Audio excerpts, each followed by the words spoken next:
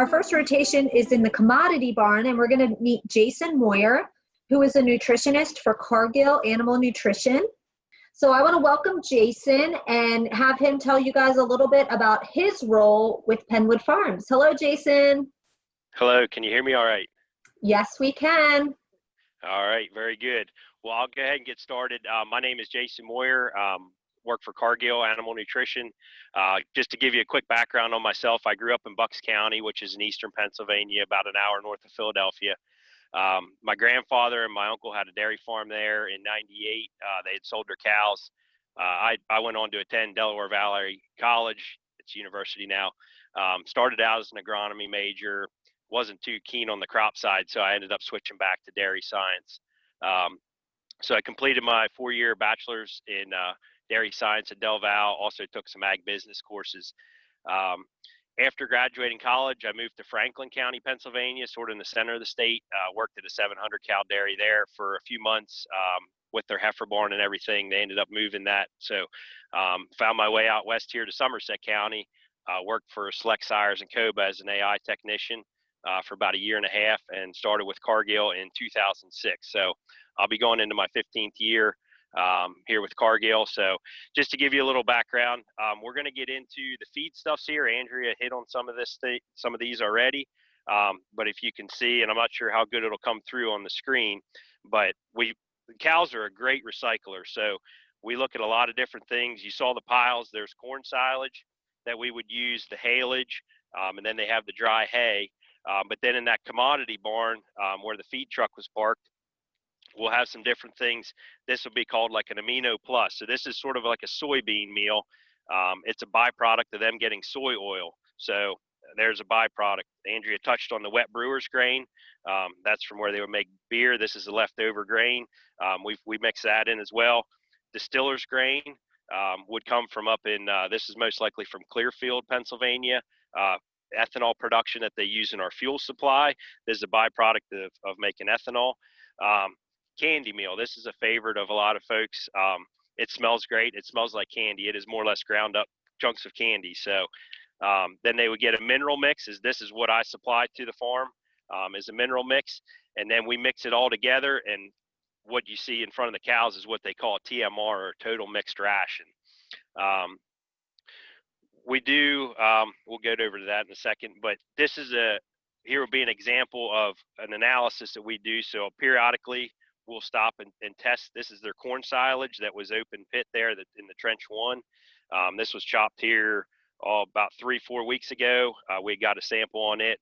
You can see it gives me a lot of information to help balance moistures, protein content, energy, digestibility, some mineral contents. So that's what I enter into my program to help balance for the cows. On farm, they'll use what they call a Coster tester to dry down and check moistures, because cows eat more or less on a dry matter basis. So when Andrea said they eat, 100 pounds plus, they are actually right at about 98 pounds is what they're eating now. But when we look at that, it's going to be cows eat on a dry matter basis. They're going to eat about 50 pounds if we dried all the moisture out of all these feeds, because if you figure that all the moisture in there is just added water. So if you think of the difference between a grape and a raisin, so what we would balance on would be raisins, and they're eating grapes. So we do different things. This is a TMR shaker right here. You can see it set up down here. We'll do this periodically to check out. This is a TMR that's fully mixed. And then what I'll do is shake this out to see the difference. This is sort of to mimic what the inside of a cow's rumen would do to a feed. So we're going to have this is sort of going to lay on top in the rumen as a mat, and then she's going to digest these other ones. It'll all be digested. Their shakedown looked really good today, right? The numbers right where we want to see it. Down below there, you'll be able to see some other tools we use. One is the corn screen that we use to check particle size on corn. That was the only one I didn't have up here. They do have high moisture corn, so we'll use that. That helps us evaluate the starch availability of that corn to the cow. So after we go through all that stuff, we have it in. I'll typically discuss with Dwayne, who you guys will meet later. He's who I work typically with on the feed side. We'll discuss what he has in inventory, how much we can feed of certain, commodities, more or less the haylage and the corn silage, so we can make it through the year. And then we'll go through and try to evaluate which purchase grains are going to be the best suit for the farm. When we're evaluating that, we're going to be looking at the nutrients of those ingredients. So in a cow's mind, she doesn't really necessarily know which ingredients she's going to be eating. She wants nutrients. So she's looking for protein, she's looking for starch, she's looking for amino acids. So when we go through, she doesn't necessarily know whether she's getting amino plus or a different type of amino, but she'll know her rumen. We're more or less trying to feed the bugs in her rumen, which is eventually going to help her produce milk. So in all, I was just looked at their diet this morning. There's about 120 different nutrients that I monitor on their diet when we formulate it for the cows. So a lot of things on the computer screen that we're looking at. And then we always look at, there's more or less 4 diets that we say, and there you can see sort of the copy of the diet and how much we're feeding of everything. But there's a diet that we formulate on paper. Then there's the diet that Dwayne's going to mix for the cows. Then there's going to be a diet the cow eats, and then the diet the cow utilizes. And all 4 of those can be a little bit different. So at the end of the day, we need to find out what I predict on paper on the computer. Is that what the cow's actually doing for us? Is that's what she's getting out? So that's where the science comes in. So to evaluate that, we use different things that you'll see below. There's a manure screen that we can use to screen some manure, look at fiber digestion. They would use PC Dart, and at this farm, PC Dart and Dairy Plan as ways to monitor milk.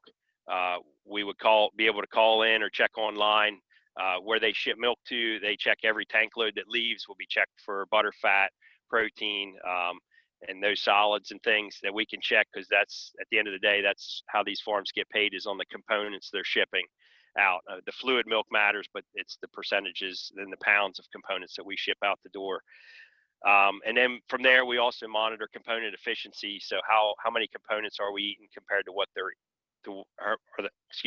how many components are they making compared to what they're eating? So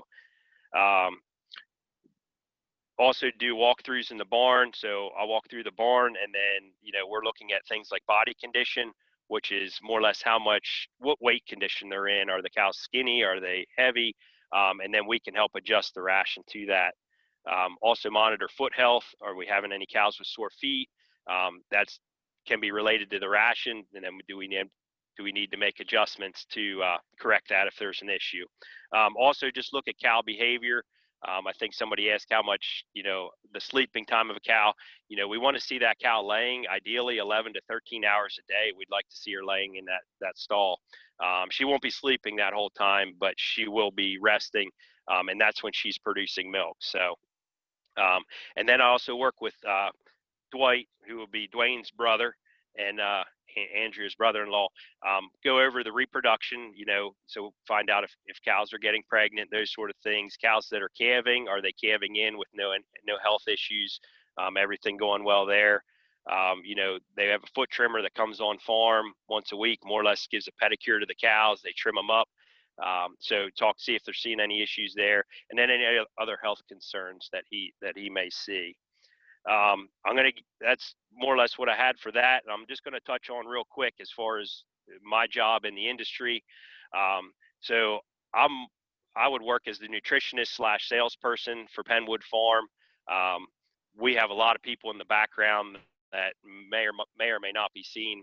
At our mill, we would have customer service reps that take the orders, put in the orders, those type of thing. The guys at the mill make the feed. We have the truckers that bring the feed out. Managers, obviously I have managers. We have managers at the mill. We have tech service people that periodically come out here. In our area in Pennsylvania, we have Alyssa Dietrich. She's our calf and heifer. She comes out and works with Andrea on the calves. Dr. Matt Campbell, Dr. Chris Canale, Dr. Bill Brungard, Dr. Robert Fry that work with us.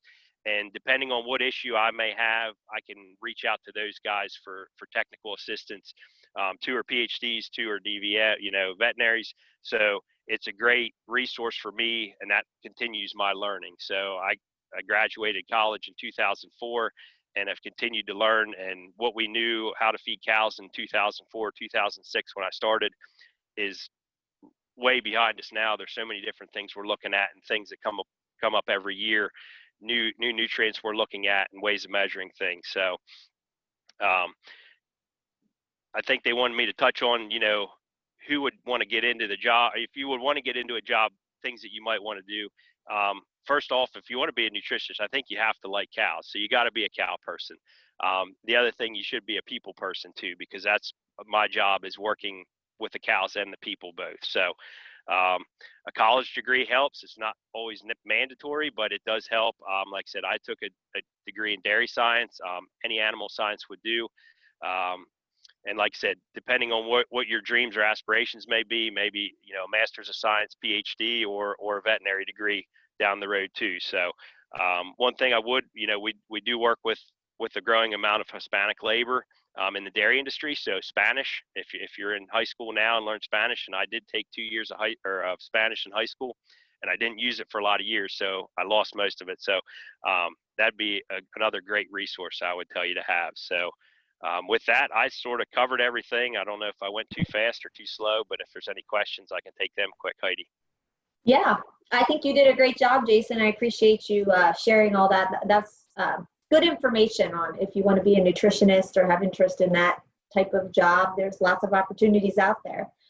I did have a couple questions come in about the cow's feed. So not all of the feed that you feed to Pennwood cows is grown on their farm, correct? Correct. Yes. So what we would have grown on farm would be their corn silage, their haylage, dry hay, and then they also have high moisture corn, which I don't have a sample on. But the other ingredients, the grains, will be purchased. And is there a specific one of any of those things that the cows eat the most of? Corn silage would be the most they would intake as far as on a forage standpoint. And on the grains, they're all about even. We're feeding, give or take 2 to 3 pounds of a lot of these different grains, and they would get a decent amount of high moisture corn. So we're in the process of making some changes. I actually talked to Dwayne. We're going to be swapping a couple of these ingredients out just because we need to feed. We're going to be a little bit tight on haylage this year with a dry summer. So we'll be upping the corn silage. We don't need that corn and the bakery quite as much, or the candy meal we had. So we're going to cut back on those and add some protein to keep that ration balance for the cows. An interesting question that came in: does the food that the cows eat affect the taste of their milk? I would say generally no. However, you can get, if anybody's ever mowed their yard and had garlic or onion grass, if cows do graze that, it can come through, because cows are aromatic. So more or less what they smell goes into their bloodstream, and they can transfer some of that smell through. So another reason, I know Andrea touched on ventilation in the barn. Another key reason ventilation is key. We want to keep fresh air to those cows. So as a general rule, no, we feed them candy. It's not going to taste like candy as much as we'd like to think so. But yeah, garlic and some things like that can definitely affect the flavor. Andrea talked, this question came up when she was talking about the cows in the barn and when they chew their cud. And so somebody wondered, well, what is a cud? So more or less what their cud is. So cows have their 4 stomachs. So what they'll do is they'll pull that feed. They were designed way back that they can eat a large meal. And then, if they would have been out on a pasture or whatever, they can eat a large meal, then they can go lay down. But they don't have to, their body doesn't have to digest that all real quick. So what they'll do is actually pull a bolus of feed back up into their mouth, and they'll chew that to make these fiber pieces. So what they're going to do, if you look at some of these longer pieces, they're going to chew these a little bit finer and then send them back down into their stomach, where they'll be digested by, there's microbes in their stomach. And if you had a slide, you'll learn about that if you go to microbiology. But there's microbes in there that'll actually break down these feedstuffs in the rumen. So it's a good thing for them to chew their cud. Correct. Yes, we actually like to see them chew it if they're laying down. I mean, as we talked about walking the cows, I'd like to see 50% chewing their cud. That sort of tells me they're feeling good. Typically, if a cow's not chewing cud and she just didn't eat or just, moving around, if they're laying down and they're not resting or sleeping, they should be chewing cud because that adds buffer. So yeah, it's sort of a way to tell, if they're feeling good and things are working right. And how often do you come out there and visit Pennwood Farms? So I come to see the farm probably about every 1 to 2 weeks, sometimes more often. Last couple weeks has been probably a little bit more often. We're right in the middle of harvest. We just finished up corn silage, so we've had a lot of feed changes. But in general, about every 2 weeks I visit them, and then phone conversations in between. Thanks a lot for joining us today, Jason. Yep, thanks guys.